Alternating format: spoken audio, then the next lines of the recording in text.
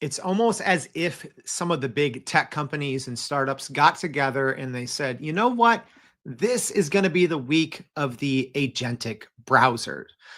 Between some startups that have released some updated features and versions of their agentic browsers, to Perplexity releasing their Comet browser to more users, and now a recent report talking about that OpenAI will be releasing its own agentic browser.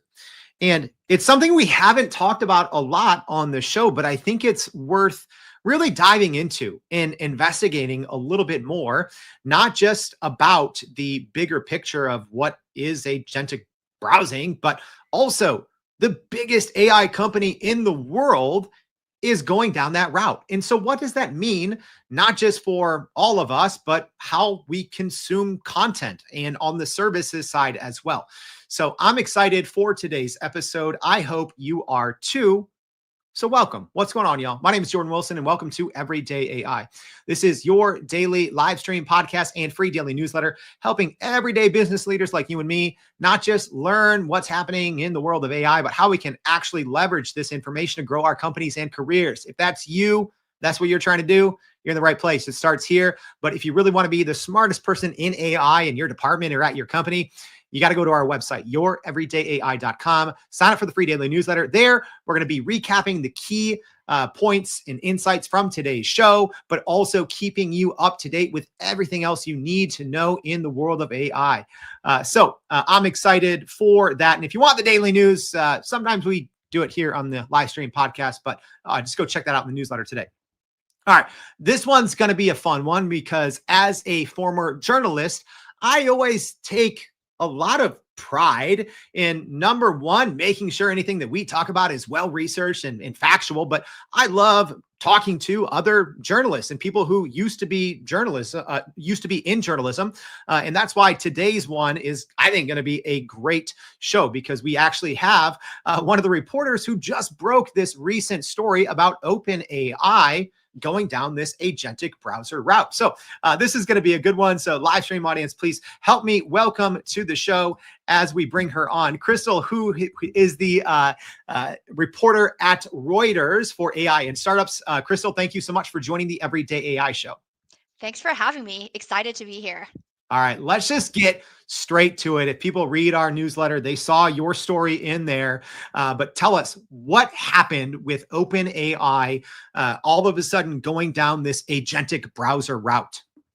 Thank you so much for featuring our story in your newsletter. It's definitely an interesting development for OpenAI. We have been following the company for a while, and obviously everything they are planning on doing, especially on the consumer side.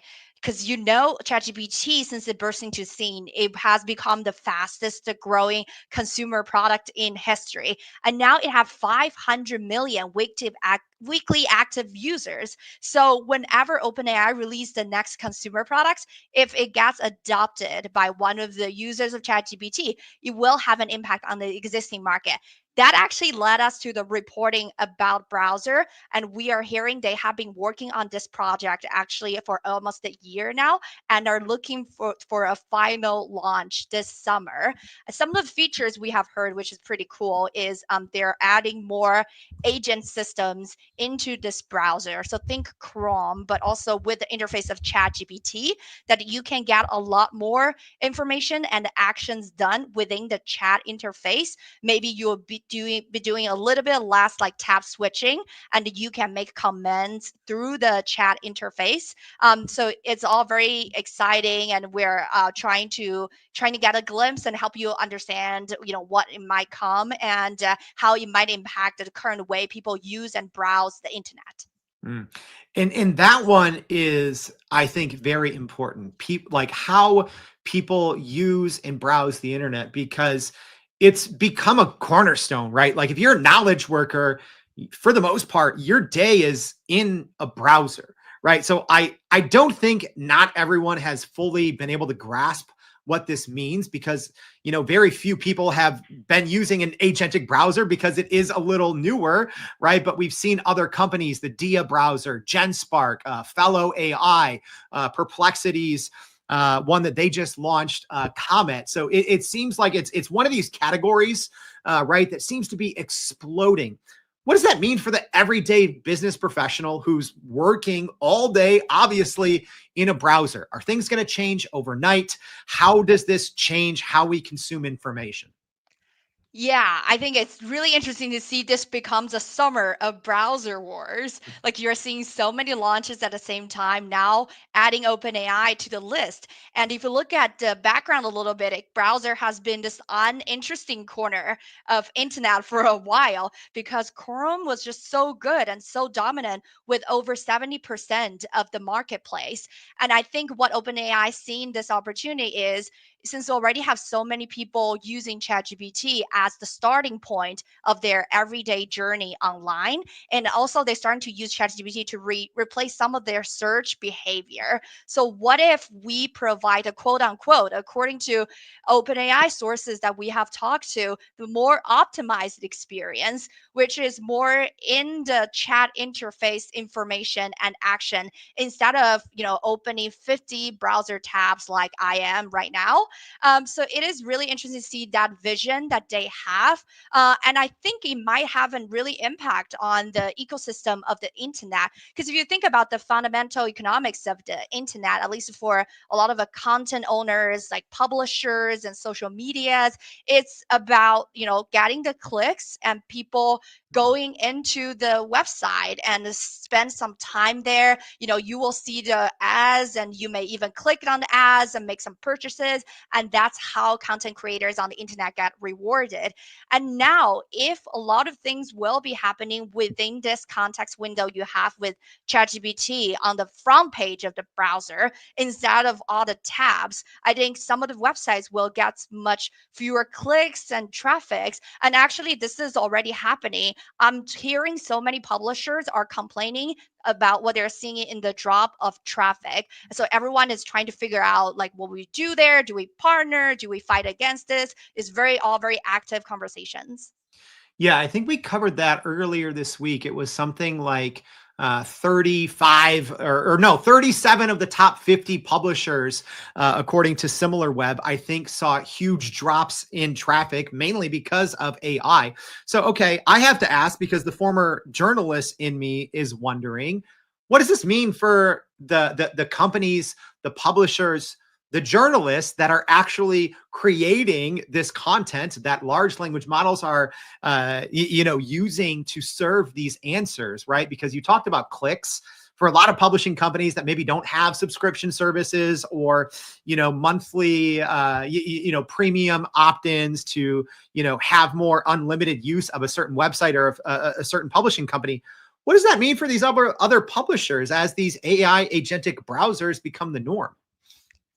As a journalist slash content creator on the internet, I definitely spend a lot of time thinking about that and covering that as well. Because from the industry perspectives, I think it's very interesting to see the approaches that AI companies like OpenAI and Perplexity, as well as Google, Meta of the world, are taking. I think it's a mix of carrot and the stick approach when it comes to working with the publishers and content creators on the internet.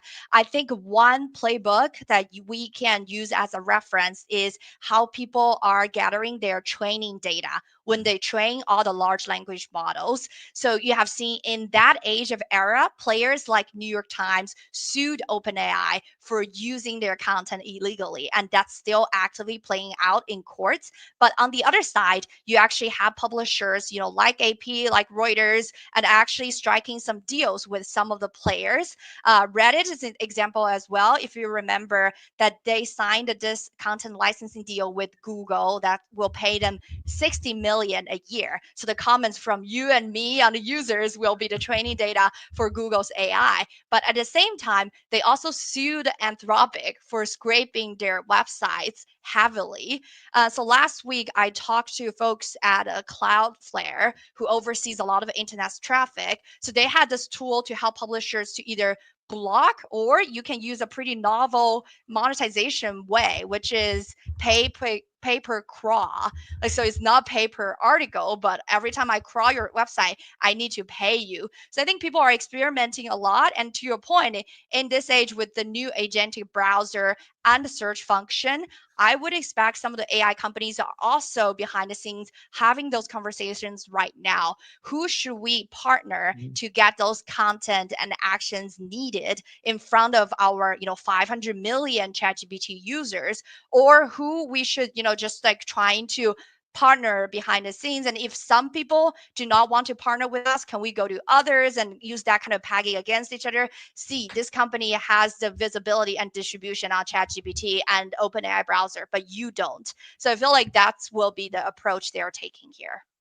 Yeah, that's an interesting one, especially, we covered that earlier this week talking about Cloudflare's new pay per crawl and also blocking AI bots and AI crawlers by default, right? So shutting off those, big tech to like, I think 20 or 25% of the entire internet, I think could really change the future of training data and potentially bring future model quality down potentially. I mean, is that something that came up in your reporting at all, or is that maybe looking too far down the future on what happens if these big tech companies are just able to get a little less or fewer pieces of high quality journalism into their training models?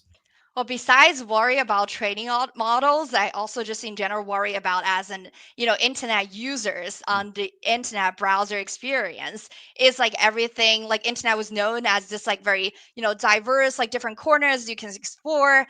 But now if the incentive is not quite there for people to create the most original content and they get rewarded for their content, like do people still have that incentive to put in there? And I have heard this thoughts about, for if you talk to like those website builders, they're having talks about, oh, in the internet, there will be specialized websites built for AI instead of human, because you want it to be more optimized just for AI scrollers rather than human users. And that could, require different UX design, and that could require totally different experience. I think that is just really fascinating to me. And also, I want to add, we have spent a lot of time, talking about the impact of a more agentic internet on publishers, content creators. But potentially, if you talk to all the AI people, the optimized internet experience is just not. It's not just on a content side. They also want it to optimize the experience, the clicking. Like think about booking and ordering. So I've heard like similar conversation happen. You may have seen the operator from OpenAI, this new browser will incorporate some of the capabilities that they will be able to go on other websites, like order food delivery or maybe book a flight to you. And when I talk to those kind of service providers, I think there is a real debate going on, much mirror the ones that content creators are having is do we want to partner with them, or do we just want to say no, like fend off our APIs, like not working with them because we want to own that direct relationship with our customers. So I do want to dig a little bit more into the details on the service side, but one thing I just completely forgot to ask, I kind of assumed everyone knows what an agentic browser is, but we didn't really go into the details. It's in your story, but can you just describe a little bit what's the difference, right, between a normal browser and an agentic browser, at least in the lens of what you reported for OpenAI's agentic browser? How does it work? You mentioned operator, like walk us through it. Yeah, for the record, I have not had the pleasure to try open up AI browser yet, but so I got information from my reporting with people who had direct knowledge. But from what we know so far, and obviously we'll get a better picture in a few weeks when they finally launch it. But from what our reporting so far, the browser will have like a default ChatGPT entry point where you can do search, you can use it as the way you're using now right now, but also you can make some commands and give it a bit more flexibility and power to potentially connect with other parts of the internet. And also it can maybe do some actions of switching switching back and forth of the tabs for you and following your more complex command. So to your point, agentic in general is an AI system that can take actions. There are smaller ones on the basis level, for example, to browse an internet page that you ask the AI to do. Browsing itself is an agentic action, but it's like relatively a basic one. And there's more active and complicated ones where it's taking step by step action and they knows exactly what to do to perform a complicated task. For example, order a pizza, but specifically from this brand and deliver to this place. An agent has been a kind of buzzword in AI for a while. And I think the reason people have been talking about it is like it's such a great vision, right? Like you just see, oh, you don't have to do anything, you just need to give a command. But in reality, when I talk to people who work on those products, it's actually very demanding on the system because the room for error is very low. Mm. Remember, they have to follow step by step commands. So if you make a really big like hallucination on one step, you may not be able to just like follow the whole command. And so that's so far, I think the agent experience is not like mind blowing, as not as cool as the demos show so far. Yeah, and I think maybe it's important to kind of dig into the differences, right? Because as an example, you've brought up Operator, right? And we've covered Operator plenty on this show. We've done the live demos. I haven't done anything yet with Project Mariner, with kind of Google's version, but walk us through what's the difference between maybe using a computer using agent like Operator, like Project Mariner, like all these others, versus an agentic browser, right? Like, because there the AI lives right in the browser. You can't really get around it. What's kind of the difference between at least what you found out in your reporting? Is it just going to be performance wise so much better, right? But I think that's where a lot of people might get confused. Yeah, I think it's more of a full service experience. So think browser as kind of the interface or base where you can use amazing tools like ChatGPT, like Operator, or other agents maybe come online in the future. Like we need a base to start. And the other interesting, I think most kind of important aspect of a browser being known as an unprofitable business is it does give, the browser maker a lot of information of your online presence. And that's enormously helpful for them to either want to develop a business model in the future if it wants to be ad targeted, or it, trying to decide on its next roadmap, what is the core use cases they need to focus on using agent. Oh, is it really restaurant booking? Is it shopping? Or is actually something more repetitive or simpler to some extent? So I think that really the browser is like the foundation that Mm. let you perform different activities and interact with different agents. Thinking about this from a zoomed out perspective, I can't help but to think a little bit about Google's previous partnership that came under a lot of scrutiny with the DOJ, with their paying $20+ billion to Apple to become the default search engine, right? Yeah. And how that really helped Google, not that they needed it, right? But that helped them maintain their hold on that 90 to 95% share of the search market. Is the search market, is the search engine going to become a thing of the past? And is it just going to be all about who has the bigger share of the agentic browser pie? I think it totally depends on how soon the agent browser can get really good. And so that is a question both on technology, user adoption, and how soon you get partnerships from other participants on this internet, like web publishers, like service providers. But to your point, Google is in a very interesting position, even in this browser world, right? And they are actually facing an active antitrust trial regarding whether their Chrome browser will be sold off or not. And guess who said they wanted to buy it? It's OpenAI. So they said publicly that in April that, oh, if Chrome is forced to sell, like we are in the market, we're interested in buying it. So it will be interesting to see what the competition dynamics look like once OpenAI gets out their browser. And, that may have an impact on the active trial on if this is still a monopoly in the market.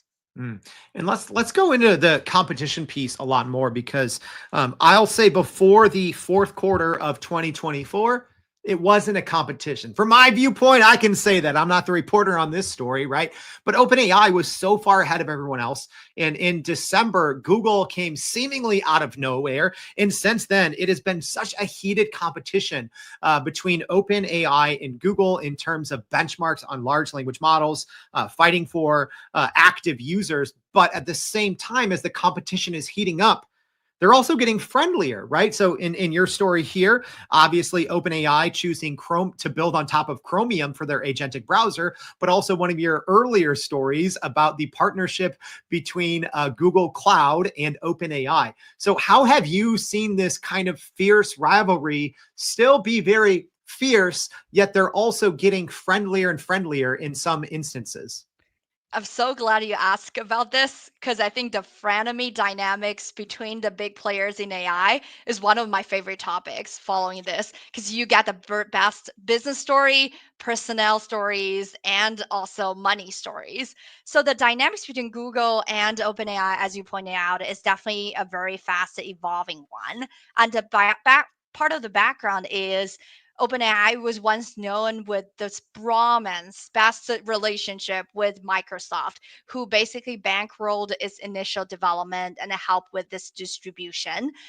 But since last year, they have actually been in a break-up process, like trying to figure out what's the new stage of their relationship look like. So if you are OpenAI, like you are knowing, like you are not gonna be exclusively tied to Microsoft anymore, that actually opens more door for you to get new partnerships that potentially means more distributions for your technology, and potentially you can use other relationships to get more compute, which is absolute number one cost at a AGI lab like OpenAI. So what we have reported is, on the compute side, they actually went to Google Cloud and signed a partnership there.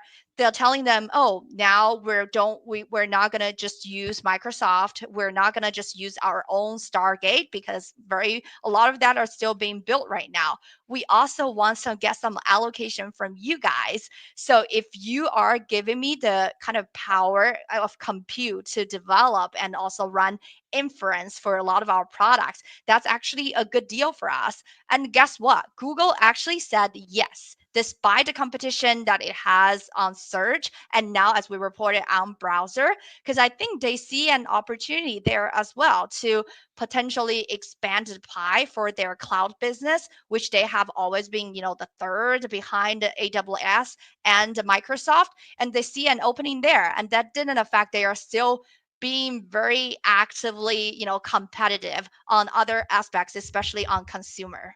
Mm.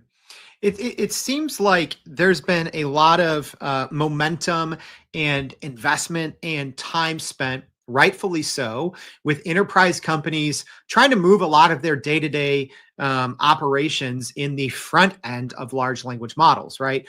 You see different reports from OpenAI saying that more than, I think it's 90% of Fortune 500 companies are using ChatGPT, not on the back end, on the front end.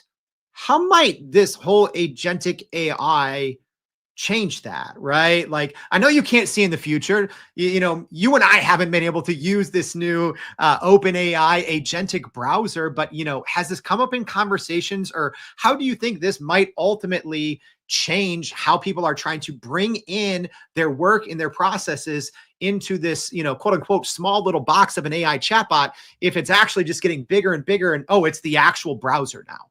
Yeah, that's a really good point because I think that leads to another kind of an unexplored question is what's a kind of a enterprise use cases for a browser, and how is that going to be your personal use cases? Like if history taught us anything, I feel like Chrome is a very much both consumer and enterprise product at the same time. So which means if you get the best browser, you can potentially, get like touch points from both market. And everyone is, betting on like enterprise market is going to be the more profitable one because people are gonna willing to pay for more. So I think that opens a lot of questions about if you were to automate a lot of workflow and if it's already done on the browser, and how much of the workflow can be automated using a browser and adding an AI agent services, which I think it can be solved to some extent by the browser itself. But I think a lot of it, if you're talking about enterprise environment, it actually requires a lot of proprietary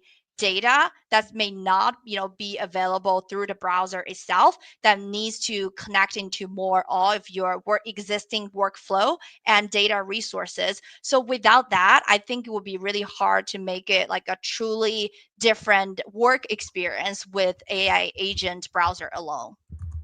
All right. So, Krystal, we've gone over a lot in today's conversation. You gave us some of the inside scoop on this exclusive story on OpenAI's new browser, talked about how this might change both content consumption and services, how the enterprise might react to it, and the evolving relationship between OpenAI and Google. But as we wrap, what should our audience be keeping their eyes and their ears on in terms of, not just this OpenAI agentic browser, but how it might impact, business leaders on their day-to-day? That's a really interesting question, and I like when you have an open question. I don't have a specific answer, but one thing that I find interesting is to pay attention to where AI is best at doing. Because as time evolves, and actually like being hearing different answers from people who are develop those systems, if you kind of zoom back a few years ago, you may remember all people talk about was AI replacing some of the blue collar workers or manufacturing floors and all that on robotics. And then when generative AI wave comes in, everybody was like, oh, it's going to replace the knowledge workers and any like white collar jobs that requires writing, whether it's marketing, writing, or something else.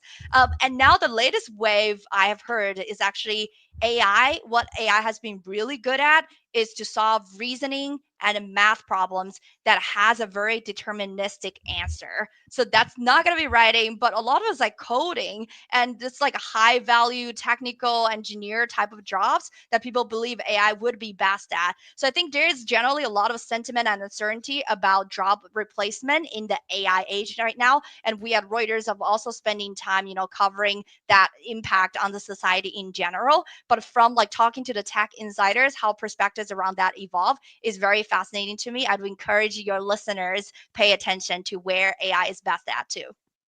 We'll be continuing to pay attention both to your stories, but also just everything that's happening here, because it might be happening under the surface, but I think it's extremely important. So, Krystal Hu, startup and AI reporter at Reuters, thank you so much for taking time out of your day to join the Everyday AI Show. We really appreciate it.